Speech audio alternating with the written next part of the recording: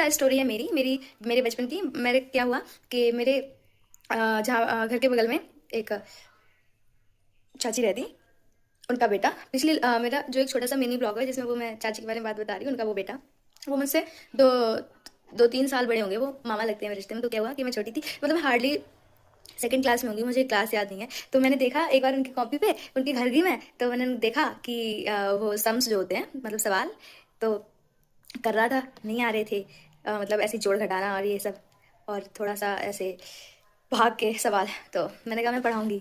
तो वो जो चाची थी वो मतलब सच में बहुत मानती। जब मैं इतनी छोटी थी तो मुझसे कहती है कि हाँ तुम पढ़ाया करो, मुकेश को क्यों नहीं पढ़ाती। उनका ठीक है। अब मैं छोटी सी, मैं सच में बता रही हूँ, मुझे पढ़ाने का इतना शौक था कि मैं जाती थी चाची के घर पे मुकेश को पढ़ाने ऊपर। और पता है, एक साथ में एक स्टिक लेकर जाती थी डंडा उसको मारने के लिए, ठीक है।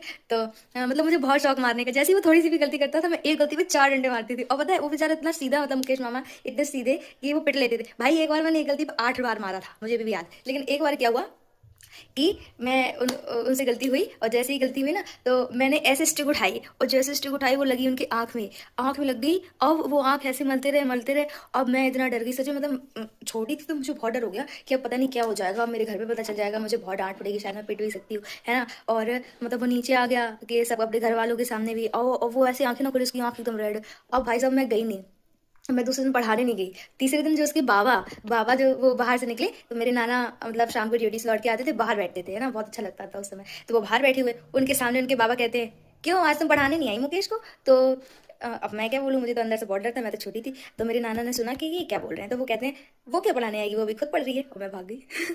इतनी इंटरेस्टिंग थी ना स्टोरी।